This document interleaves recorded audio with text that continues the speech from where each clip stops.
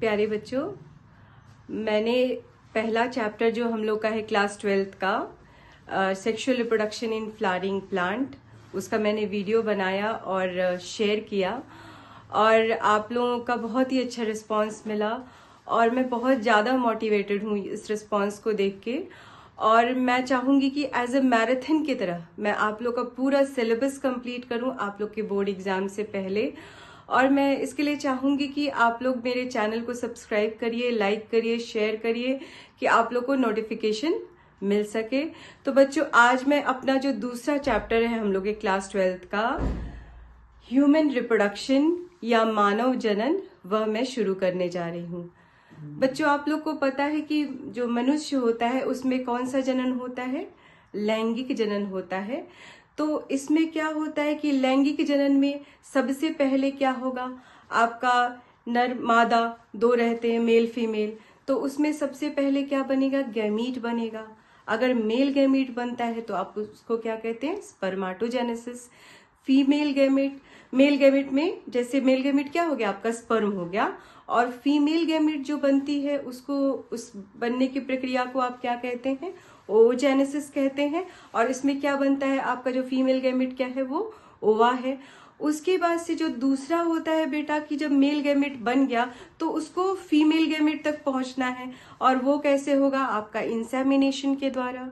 और जब वहां पे फर्टिलाइजेशन हो गया, उसके बाद से फर्टिलाइजेशन हुआ, ब्लास्टोसिस्ट बन गया। अब क्या होगा?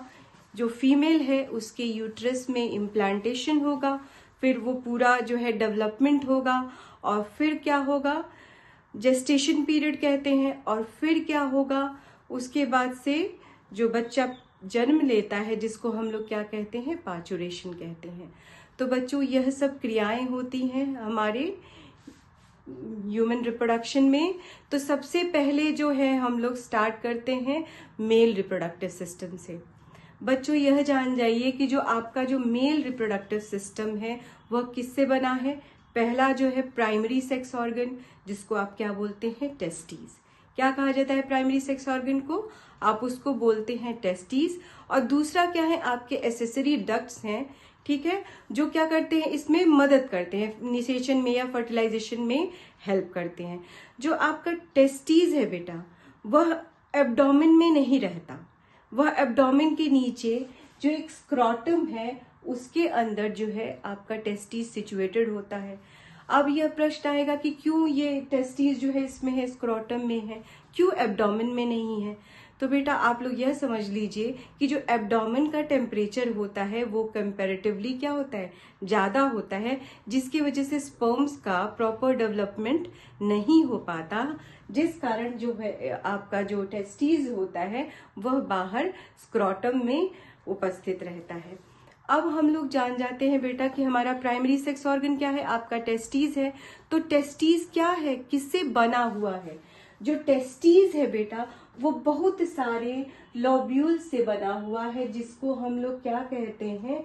टेस्टिकुलर लॉब्यूल कहते हैं। देखिए यहाँ पे लिखा भी हुआ है, इसको हम क्या कह रहे हैं? टेस्टिकुलर लॉब्यूल्स कहते हैं, ठीक है। इन टेस्टिकुलर लॉब्यूल्स में आपके क्या पाए जाते हैं? लगभग 2 से 10 के लगभग 2 से 3 के लगभग सेमिनिफेरस ट्यूब्यूल्स पाए जाते हैं। क्या पाए जाते हैं? लगभग 2 से 3 लगभग हर लॉब्यूल में आपके सेमिनिफेरस ट्यूब्यूल्स पाए जाते हैं। अब यह जान जाइए कि जो सेमिनिफेरस ट्यूब्यूल है, यहाँ पे देखिए मैंने बेटा सेक्शन भी बनाया है, आपका सेमिनिफेरस ट्यूब्यूल्स का मैंने बनाया है, सेक्शन बनाया हुआ है। तो यह जान जाइए कि बेटा सेमिनिफेरस ट्यूब्यूल्स जो है वह शेल से बना होता है। पहला क्या हो गया? आपका जर्म शेल हो गया, ठीक है, या गैमीट शेल हो गया। और दूसरा क्या है आपका? दूसरा जो है क्या हो जाएगा? आपका सर्टोली शेल हो जाएगा। जो जर्म शेल है जिसको आप क्या कहते हैं? स्पर्माटोगोनिया। क्या बोला जाता है उसको? स्पर्माटोगोनिया। और जो दूसरा सर्टोली शेल है, बार बार यह प्रश्न पूछा जाता है, बोर्ड के एग्जाम में भी ये प्रश्न पूछा गया है कि स्पर्म के नरिशमेंट के लिए कौन से शेल होते हैं। तो बच्चों याद रखिएगा कि जो स्पर्म होता है उसके नरिशमेंट के लिए सर्टोली शेल्स आपके पाए जाते हैं। ठीक है, तो वह किस इसमें रहेगा, स्पर्माटोगोनिया, और दूसरा क्या रहेगा आपका सर्टोली शेल्स, जो क्या करेगा, नरिशमेंट प्रोवाइड करेगा। तो हम यहाँ पे सेक्शन देख रहे हैं सेमिनिफेरस ट्यूब्यूल्स का।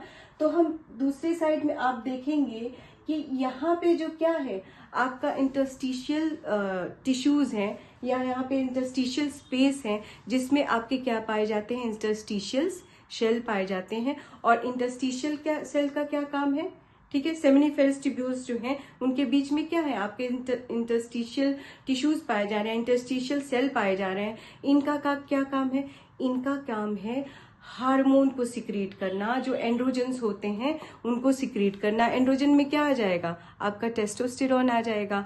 जैसे जो बॉयज होती हैं उनकी प्यूबर्टी होती है तो उनकी दाढ़ी मूंछ यह सब उग जाती है, वह किसकी वजह से हो रहा है, या सेकेंडरी सेक्सुअल कैरेक्टर्स आप बोलते हैं, गला भारी हो जाता है, मसल्स बहुत ज्यादा डेवलप हो जाते हैं, दाढ़ी मूंछ उग जाती है, वह किस कारण होता है, आपके इसी इंटरस्टिशियल शेल से जो हार्मोन निकलता है टेस्टोस्टेरोन, उसके कारण होता है। बच्चों ये प्रश्न पूछा भी जाता है बार बार कि इंटरस्टिशियल सेल से कौन सा हार्मोन निकलता है, तो आप क्या बताएंगे, इंटरस्टिशियल सेल से आपका हार्मोन निकले जो एंड्रोजन है, या आप उसको क्या बोलते हैं, टेस्टोस्टेरोन।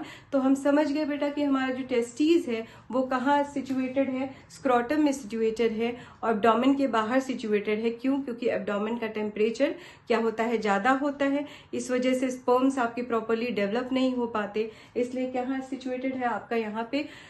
और यह टेस्टिस आपका किससे बना हुआ है, बहुत सारे लोब्यूल्स से बना हुआ है, जिसको हम क्या कहते हैं, टेस्टिकुलर लोब्यूल्स बोलते हैं।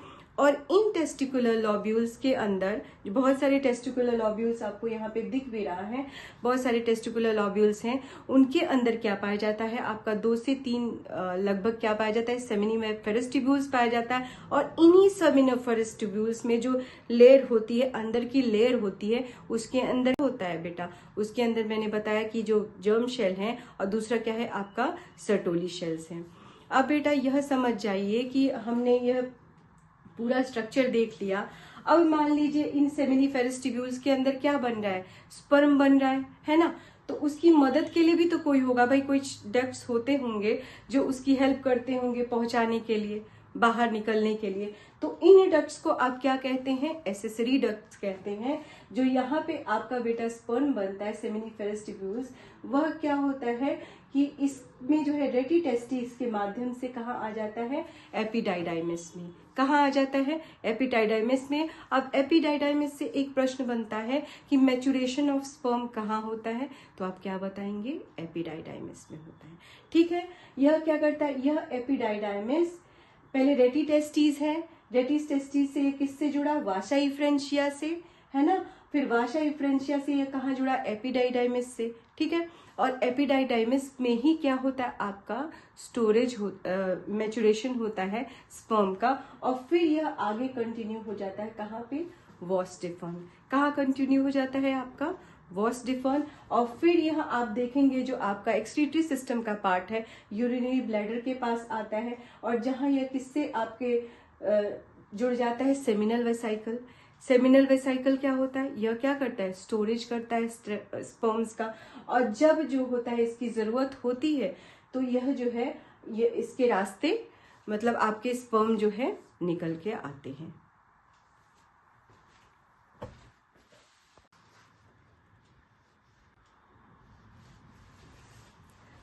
बच्चों हम लोगों ने मेल रिप्रोडक्टिव सिस्टम पढ़ लिया, फिर हम लोग आ जाते हैं फीमेल रिप्रोडक्टिव सिस्टम के ऊपर।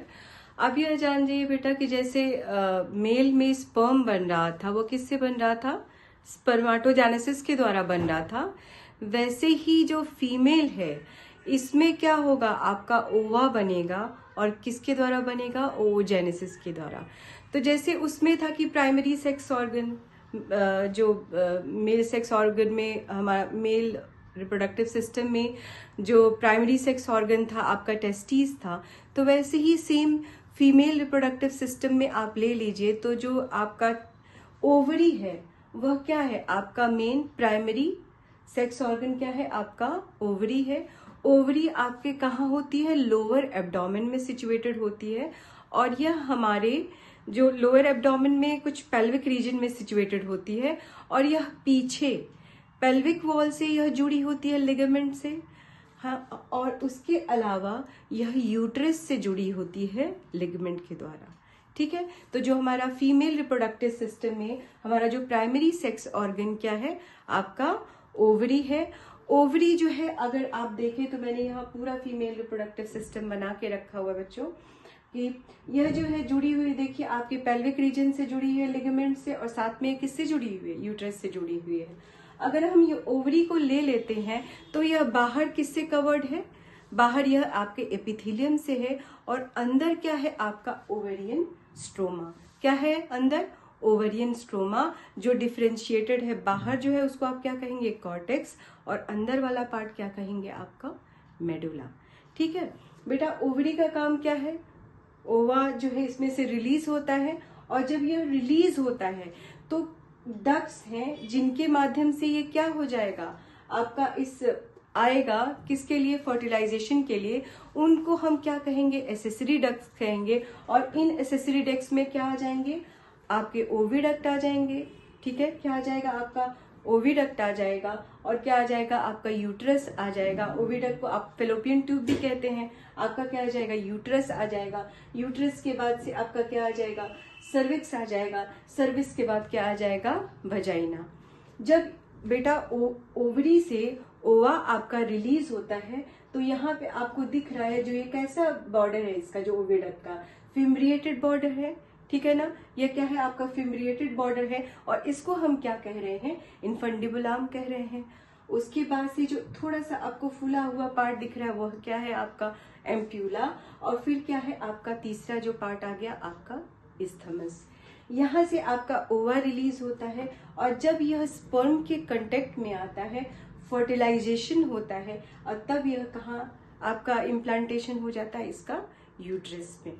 बच्चों यहाँ पे हम यूट्रस में हम देख रहे हैं कि इसकी तीन आपको दिख रहा है कि बाहर कौन सा है, पेरीमेट्रियम है, बीच में क्या है आपका मायोमेट्रियम है, और अंदर की तरफ क्या है आपके एंडोमेट्रियम। ये लेयर्स हैं आपके। जो एंडोमेट्रियम है बेटा, वह क्या होता है, जब मेंस्ट्रुएशन साइकिल चलती है तो ये थोड़ा सा इसकी स्वेलिंग थिक हो जाता है। और ये थिक क्यों होता है, इम्प्लांटेशन के लिए थिक होता है। जब ओवा से स्पर्म फर्टिलाइज नहीं करता तो यह क्या हो जाता है, गिर जाता है, और इसी को आप क्या कहते हैं, मेंस्ट्रुअल साइकिल। और जो मायोमेट्रियम है वह क्या करता है, जब बच्चे का बर्थ होता है तो उसमें कंट्रैक्शन में आपकी हेल्प करता है।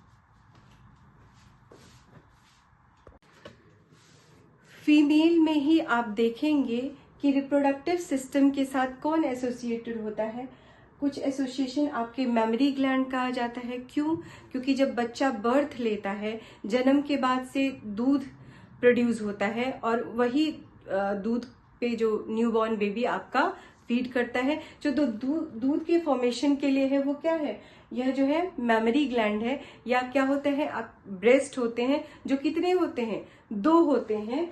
इनमें यह जो है बने हुए हैं किससे, आपके मेमोरी लोब से बने हुए हैं, और इसमें बहुत सारे शेल्स होते हैं जो फॉर्मेशन करते हैं क्या, आपके मेमोरी एल्वियोलस का फॉर्मेशन करते हैं। एक तरह से आप देख लीजिए तो मेमोरी जो ग्लैंड है या आपका किससे बना है, फैटी टिश्यूज से बना है, और दूसरा क्या है आपका ग्लैंडुलर टिश्यूज है। और यही ग्लैंडुलर टिश्यूज क्या बनाते हैं, आपके मेमोरी लोब्स बनाते हैं, जिसमें क्या है बेटा, कई सारे शेल्स के क्लस्टर हैं जिनको हम क्या कह रहे हैं, मेमोरी एल्वियोलस कहते हैं। और उसी के अंदर क्या होता है, दूध बनता है, और जब बच्चा फीड करता है तो दूध निकलता है बच्चे के बर्थ के बाद से।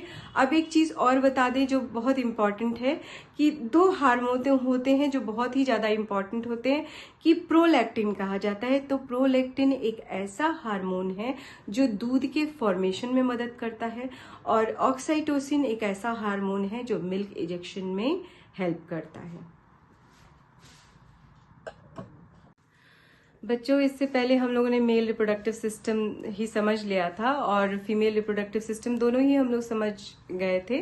तो जो उसमें टेस्टिस था वो क्या था, आपका प्राइमरी सेक्स ऑर्गन था, और जो ओवरी क्या है, आपका फीमेल प्राइमरी सेक्स ऑर्गन है, टेस्टिस आपका मेल प्राइमरी सेक्स ऑर्गन है, और बाकी दोनों में ही मेल रिप्रोडक्टिव सिस्टम हो चाहे फीमेल रिप्रोडक्टिव सिस्टम हो। तो मेल रिप्रोडक्टिव सिस्टम में क्या है, आपके एसेसरी डक्ट्स हैं, और उसके अलावा बेटा कुछ ग्लैंड्स पाए जाते हैं जो आपके हैं, जैसे सेमिनल वेसाइकल है, उसके बाद से प्रोस्टेट ग्लैंड है या बल्बो यूरिथ्रल ग्लैंड है। इन लोग का काम क्या है, इन लोग का काम यह होता है कि यह जो है सेमिनल प्लाज्मा का सिक्रीशन करते हैं, और सेमिनल प्लाज्मा प्लस आपका जो स्पर्म जो होता है जब मिल जाता है तो उसी को हम लोग क्या कहते हैं, सीमेन कहते हैं। अब हम लोग आ जाते हैं बेटा गैमीटोजेनेसिस के ऊपर। तो गैमीटोजेनेसिस को मतलब गैमीट का बनना, तो वह क्या है, मेल में अगर बन रहा है तो क्या है, स्पर्म बन रहा है तो वो क्या हो जाएगा आपका स्पर्माटोजेनेसिस, और अगर फीमेल में आपका ओवा बन रहा है तो क्या हो जाएगा आपका ओवोजेनेसिस। तो सबसे पहले बेटा हम लोग स्पर्माटोजेनेसिस को लेते हैं, क्योंकि मैंने यहाँ पे डायग्राम भी बना के रखा हुआ है स्पर्माटोजेनेसिस का, तो कुछ थोड़ी चीजें आप लोग को समझा देते हैं कि जो स्पर्माटोजेनेसिस होता है मेल में वह कब होता है, जब जो प्यूबर्टी जो होती है, एज होती है, उस समय क्या होता है, स्पर्माटोजेनेसिस होता है। और वह कैसे होता है कि जो हार्मोन होता है आपका, जो हाइपोथैलेमस से एक हार्मोन रिलीज होता है जिसको हम लोग क्या कहते हैं, गोनाडोट्रोपिन रिलीजिंग हार्मोन, ठीक है ना। क्या करते हैं उसको, गोनाडोट्रोपिन रिलीजिंग हार्मोन। वह क्या करता है, वह स्टिमुलेट करता है आपके एंटीरियर पिट्यूटरी। आप लोगों ने बेटा हार्मोन्स के बारे में 11th क्लास में पढ़ा ही है कि कैसे बहुत सारे hormones anterior pituitary posterior pituitary से रिलीज होते हैं। तो यह क्या करता है कि बेटा एंटीरियर पिट्यूटरी को स्टिमुलेट करता है कि वह ल्यूटिनाइजिंग हार्मोन निकाले, और दूसरा क्या है आपका फॉलिकल स्टिमुलेटिंग हार्मोन निकाले। जब ल्यूटिनाइजिंग हार्मोन बेटा आपका रिलीज होता है, यह किसके ऊपर प्रभाव डालता है, यह जो हमारे इंटरस्टियल शेल हैं। याद है जब मैंने आप लोग को बताया था कि जो टेस्टिकुलर लॉब्यूल्स होते हैं कई सारे आपके टेस्टीज में, उसके अंदर सेमिनिफेरस ट्यूब्यूल्स होते हैं, है ना। सेमिनिफेरस ट्यूब्यूल्स के जो एक लॉब्यूल में 2 से 3 आपके सेमिनिफेरस ट्यूब्यूल हैं, तो जो बीच में स्पेस है उसको हमने क्या कहा, इंटरस्टिशियल स्पेस कहा। और इसी इंटरस्टिशियल स्पेस में क्या होते हैं, आपके इंटरस्टिशियल शेल्स होते हैं, और वही क्या निकालते हैं, आपके एंड्रोजन को निकालते हैं। तो यह ल्यूटिनाइजिंग हार्मोन क्या करता है, स्टिमुलेट करता है इंटरस्टिशियल शेल को कि वह एंड्रोजन्स को निकालें, और यही एंड्रोजन्स क्या करते हैं बेटा, स्पर्माटोजेनेसिस स्टार्ट करते हैं। जो प्यूबर्टी में बच्चों में स्पर्माटोजेनेसिस स्टार्ट होता है। और दूसरा जो होता है आपका फॉलिकल स्टिमुलेटिंग हार्मोन, वह किसको इफेक्ट करता है, वह हमारे सर्टोली शेल्स को इफेक्ट करता है। और सर्टोली शेल्स कहाँ थे, वही मैंने कहा था ना कि जर्म शेल है और साथ में क्या है, सर्टोली शेल्स है जो उसको नरिशमेंट दे रहा है, ठीक है ना। तो उसको स्टिमुलेट करते हैं कि सर्टोली शेल्स आपका क्या करे, नरिशमेंट देना अपना स्टार्ट करे। तो यह जो है आपका जो प्यूबर्टी होता है और स्पर्माटोजेनेसिस होता है, वह क्या है, जो हार्मोन होता है उसके कारण जो है यह प्रक्रिया आपकी शुरू होती है। तो सबसे पहले हम लोग जान जाते हैं कि स्पर्माटोजेनेसिस है क्या। स्पर्माटोजेनेसिस मतलब कि स्पर्म का फॉर्मेशन। तो हम सभी जानते हैं बेटा, देखिए अगर सेक्सुअल रिप्रोडक्शन होगा तो क्रोमोसोम की संख्या आधी होगी। अगर क्रोमोसोम की आधी संख्या होगी तो हमको क्या करना होगा, मियोसिस करना होगा। तो सबसे पहले मैंने आप लोग को बता दिया था कि जो जर्मिनल एपिथेलियम था उसके अंदर क्या था, स्पर्माटोगोनिया था। वो कैसा है आपका बेटा, प्रिमोर्डियल जर्म शेल कैसा है आपका, डिप्लॉइड है ना, क्या है, डिप्लॉइड है, ठीक है। अब यह क्या करेगा, माइटोसिस से डिवाइड करेगा और अन्य क्या बनाएगा आपका स्पर्माटोगोनिया। ये प्रिमोर्डियल जर्म शेल क्या हुआ, माइटोसिस से डिवाइड होकर इसने स्पर्माटोगोनिया बनाया, ठीक है ना। और यही अभी माइटोसिस हो रहा है और कुछ स्पर्माटोगोनिया ने क्या बना दिया, आपका प्राइमरी स्पर्माटोसाइट। इससे कंफ्यूज नहीं होइएगा बेटा, स्पर्माटोगोनिया से जो प्राइमरी स्पर्माटोसाइट बनेगा वह किसके द्वारा बनेगा, माइटोसिस के द्वारा बनेगा, ठीक है। अब इसमें क्या होगा बेटा, प्राइमरी स्पर्माटोसाइट जो है वह कैसा होगा, क्योंकि माइटोसिस हो रहा है तो इसमें भी क्रोमोसोम की संख्या क्या हो जाएगी आपकी, डिप्लॉइड ही रहेगी। अब इसमें क्या होगा आपका बेटा, मियोसिस होगा। और हम सभी जानते हैं बेटा कि मियोसिस जो होता है आपका मियोसिस 1 और दूसरा क्या हो जाता है आपका मियोसिस 2। तो जो पहला मियोसिस 1 होता है वो कैसा है, रिडक्शन डिवीजन है, यानी उसमें क्रोमोसोम की संख्या आधी हो जा रही है। और जो सेकेंड मियोटिक डिवीजन होता है वो जनरल एक माइटोटिक डिवीजन टाइप का ही होता है, ठीक है ना। तो अब हम आ जाते हैं बेटा कि जब प्राइमरी स्पर्माटोसाइट में क्या हुआ, मियोसिस हुआ, ठीक है ना, क्या बना आपका सेकेंडरी स्पर्माटोसाइट बन गया और इसमें क्रोमोसोम की संख्या क्या हो गई आपकी, आधी हो गई। फिर आपका दूसरा जो मियोटिक डिवीजन, इसको हम क्या कहेंगे, रिडक्शन डिवीजन कहेंगे। फिर जो दूसरा जो मियोटिक डिवीजन हो रहा है, जो उससे क्या बन रहे हैं, आपके 4 स्पर्माटिड्स बन के तैयार हो जा रहे हैं, ठीक है ना। तो जो हमारा जो प्रिमोडियल जर्म शेल था उससे स्पर्माटिड बनकर के तैयार हुआ, तो उसको हमने क्या कहा, स्पर्माटोजेनेसिस, ठीक है। अब यह स्पर्माटिड आप देख रहे हैं ऐसे ही गोल टाइप का है, ठीक है। यह क्या करेगा, यह डिफरेंशिएट करेगा, ठीक है ना। और यह कैसा बन जाएगा, देखिए इस तरह का लार्वा टाइप का स्ट्रक्चर। क्यों इस तरह का क्यों बन रहा है, आपका स्पर्म ऐसा क्यों बन रहा है, इसलिए क्योंकि उसको ट्रैवल करके के जाना है, ठीक है ना, उसको ट्रैवल करके जाना है और ओवा को क्या करना है, फर्टिलाइज करना है। तो हमने यहाँ से जो स्पर्माटिड आपका बना उसको हमने क्या कहा, स्पर्माटोजेनेसिस। और इसका जब बेटा इस स्पर्माटिड से आपका स्पर्माटोजोआ बना, है ना, कैसा क्या बना आपका स्पर्माटोजोआ बना, तो उसके लिए एक शब्द हमने इस्तेमाल किया, स्पर्मियोजेनेसिस। क्या इस्तेमाल किया आपने, स्पर्मियोजेनेसिस। अब हम लोग बेटा, आप लोग, मुझे होप्स हो कि आपको समझ में आ गया होगा। अगर आपको जरा भी थोड़ा भी कंफ्यूजन होगा तो आप लोग मेरे कमेंट बॉक्स में जरूर इससे रिलेटेड प्रश्न पूछ लीजिएगा। फिर हम लोग आगे बेटा कि हमारा स्ट्रक्चर ऑफ स्पर्म, जो बार बार मुझे लग रहा है कि मैं जब भी कॉपियां चेक करती हूँ तो आता ही आता है, स्ट्रक्चर ऑफ स्पर्म का अक्सर क्वेश्चन कुछ ना कुछ आता ही रहता है। तो ये बहुत ही इंपॉर्टेंट है और आप लोग ध्यान से इसको देख लीजिएगा, ठीक है। स्पर्माटिड्स किस में बदल गया बेटा, स्पर्माटोजोआ में। और कौन सी प्रोसेस हुई, स्पर्मियोजेनेसिस के द्वारा। तो आप देख सकते हैं बेटा, ये स्ट्रक्चर है आपका स्पर्मा का, जो इसका बॉडी कैसे डिवाइडेड है, हेड, नेक, ठीक है ना, मिडल पीस और क्या हो गया आपका टेल। क्या हो गया, पहले हेड, नेक, मिडल पीस और तीसरा हो गया इसका जो नीचे का पार्ट दिख रहा है वो क्या हो गया आपका टेल। टेल जरूरी है इसलिए क्योंकि इसको ट्रेवल करना है। यहाँ आप देख लीजिए, यह क्या है बेटा, एक्रोसोम है। एक्रोसोम में क्या है, एंजाइम्स पाए जाते हैं जो क्या करते हैं, फर्टिलाइजेशन में हेल्प करते हैं। फिर आप उसके अंदर देखेंगे कि न्यूक्लियस है, ठीक है ना, न्यूक्लियस है जिसमें क्या होगा, क्रोमोसोम की संख्या, जाहिर सी बात है गैमेट बन गया, क्रोमोसोम की संख्या कितनी हो गई, हम लोग की बॉडी में हर सेल में कितने क्रोमोसोम है, 46 क्रोमोसोम है। जो गैमेट बना उसमें कितना क्रोमोसोम हो गया आपका, 23 होगा। क्यों 23 हुआ, क्योंकि मियोसिस हुआ और क्रोमोसोम की संख्या आधी हो गई।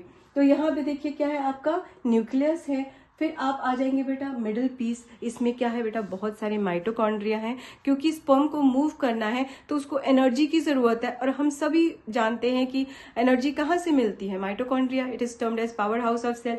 तो यहाँ पे क्या हो गया आपका मिडिल पीस में माइटोकॉन्ड्रिया। और फिर नीचे आप देख सकते हैं कि यह क्या है, टेल। और यह हमारा स्पर्म हो गया, जिसको बहुत ध्यान से आप लोग देख लीजिएगा, बोर्ड ऑफ के एग्जामिनेशन पॉइंट्स ऑफ व्यू से बहुत ही इंपॉर्टेंट है। अक्सर ही ये स्पर्म का स्ट्रक्चर पूछा जाता है। आगे बेटा मैं फिर इसका जो बाकी बचा हुआ पार्ट मैं अपने सेकंड पार्ट में लेके आऊंगी। धन्यवाद।